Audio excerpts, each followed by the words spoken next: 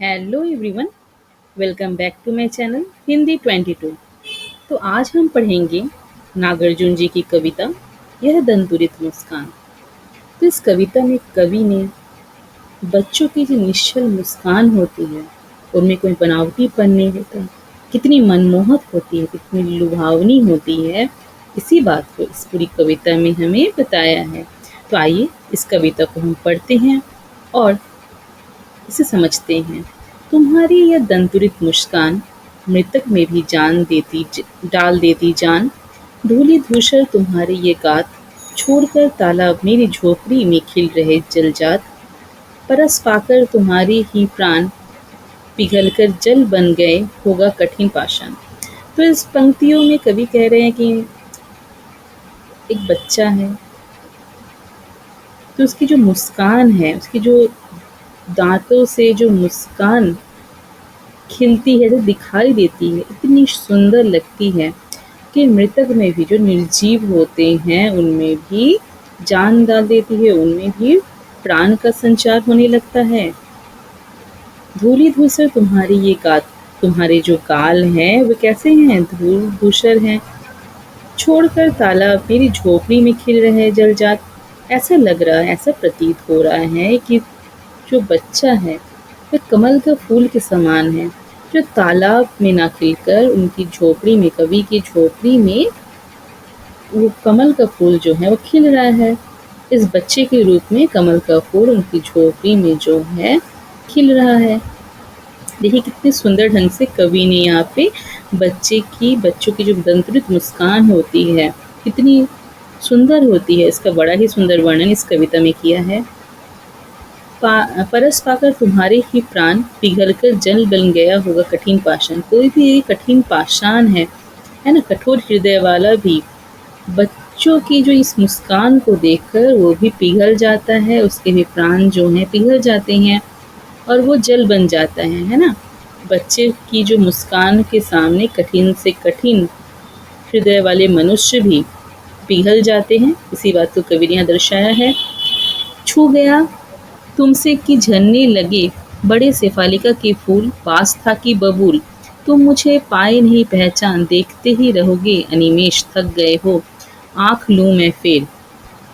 यहाँ बच्चों को बताया गया है कि अगर मैं तुम्हें छू दूँ तो शेफालिका के फूल के समान तुम क्या हो जाओगे, झड़ने लगोगे।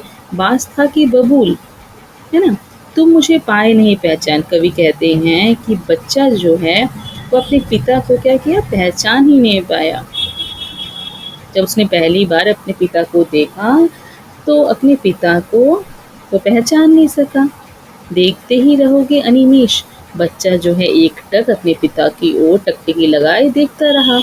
थक गए हो, पिता को लगता है कि बच्चा जो है अपने पिता की तरफ लगातार देखता हुआ थक गया है, इसीलिए बच्चा तो अपनी आँख नहीं फेरेगा, अर्थात कवि ही अपनी आँख जो है उसकी ओर से हटा लेता है, ताकि बच्चा जो है अनिमेष लगातार उसकी ओर देख रहा है और थक गया होगा। इसी कारणवश कवि अपनी आँखें उसके बच्चे की ओर से हटा लेता है ना। क्या हुआ यदि हो सके परिचित ना पहली बार, कवि कहते हैं कि क्या हुआ अगर हम दोनों एक दूसरे को क्या हुआ, पहचान नहीं सके, जान नहीं सके ठीक ढंग से। बच्चा जो है अपने पिता को अपरिचित जैसा लगने लगा तो क्या हुआ, कोई बात नहीं। यदि तुम्हारी माँ ना होती आज, मैं ना सकता देख, मैं ना पाता जान तुम्हारी ये दंतुरित मुस्कान। तो कवि आगे कहते हैं पंक्तियों में कि अगर तुम्हारी माँ हम दोनों के बीच में, अर्थात पिता और पुत्र के बीच मेरे माध्यम के रूप में ना आई होती तो हम एक दूसरे को क्या है, नहीं जान सकते। मैं भी तुम्हें नहीं जान सकता और ठीक ढंग से नहीं जान पाता और देख भी नहीं सकता कि तुम्हारी यह मुस्कान, ये जो दंतुरित मुस्कान है कितनी मनमोहक है। तुम्हारी माँ ही माध्यम है जिसके कारण मैं तुम्हारी ये दंतुरित मुस्कान, इतनी सुंदर, इतनी मनमोहक, इतनी आकर्षण करने वाली, इतनी आकर्षक मुस्कान को मैं देख ही नहीं पाता। धन्य तुम, माँ भी तुम्हारी धन्य। तो कवि कहते हैं कि तुम भी धन्य हो और तुम्हारी माता जिसने तुम्हें जीवन दिया है, जिसने तुम्हें जन्म दिया है, वो भी धन्य है। चीर प्रवासी मैं इतर मैं अन्य। कवि कहते हैं कि मैं तो हमेशा प्रवासी ही रहा, मैं हमेशा घर से बाहर ही रहा, मैं इतर हूँ, मैं अन्य हूँ। इस अतिथि से प्रिय तुम्हारा क्या रहा संपर्क? तो कवि कहते हैं तो मैं तो तुम्हारे लिए अतिथि के समान ही हूँ, अतिथि के जैसा ही हूँ, हमेशा बाहर ही रहता हूँ, कभी कभी आता हूँ। तो भला तुम मुझे कैसे पहचानोगे? इस अतिथि से तुम्हारा संपर्क कैसे होगा? तुम्हारा क्या संपर्क रहेगा जो तुम्हारे साथ हमेशा रहते ही नहीं है? उंगलियां माँ की कराती रही है मधु पर, देखते तुम इधर कनखी मार। अब बच्चा क्या करता है? अपने पिता की ओर कनखी मारकर देखता है ना? और होती जब की आंखें चार। और जब कवि की आंखें और बच्चे की आंखें आपस में मिल जाती है, जब एक दूसरे को देखने लगते हैं, जब कवि देखते हैं कि बच्चा उसकी ओर कनखियों से देख रहा है ना? तो बच्चा भी देखता है। तब तुम्हारी दंतुरित मुस्कान मुझे लगती बड़ी ही छविमान। जब जब पिता और पुत्र की जो आँखें हैं एक दूसरे से मिल जाती है, तो बच्चा जो है तभी वो हँस पड़ता है। तो उसकी ये जो हँसी होती है, जैसे मुस्कुराहट होती है, तो वो कवि को लगता है कि इसकी कोई जो है बड़ी ही मोहक लगती है, बड़ी ही छविमान लगती है, बहुत ही सुंदर बच्चों की जो होती है मुस्कान होती है। तो बच्चों, आपके घरों में भी तो बच्चे होंगे, है ना?